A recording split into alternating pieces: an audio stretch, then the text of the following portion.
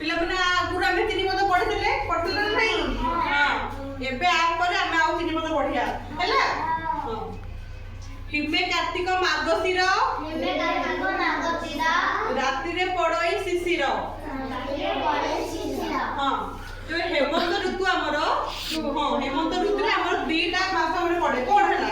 ଏଟା ହେଲା କାର୍ତ୍ତିକ ଆଉ ମାର୍ଗଶିର ହେଲା। କାର୍ତ୍ତିକ ମାର୍ଗଶିର ଆମର କୋଉ ଋତୁ ପଡେ? ହେମନ୍ତ ଋତୁ ପଡେ। ଏ କଣ ହଉଛି?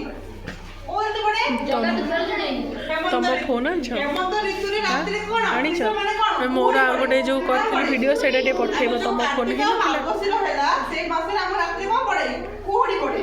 हां शीतरे पौष माघ मास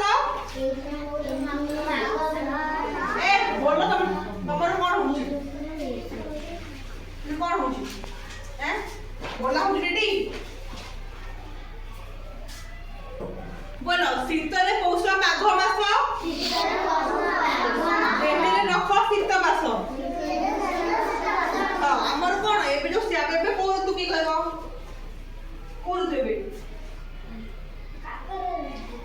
काखड़ मखण तो कोन तू शीत ऋतु कोन तू शीत ऋतु रे सोटा दिन ना नाही।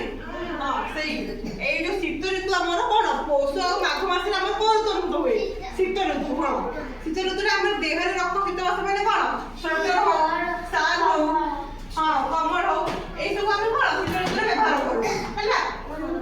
तापरे फाल्गुन चैत्र बसंत रे कुह फाल्गुन चैत्र बसंत रे मृदुमय मन भरे।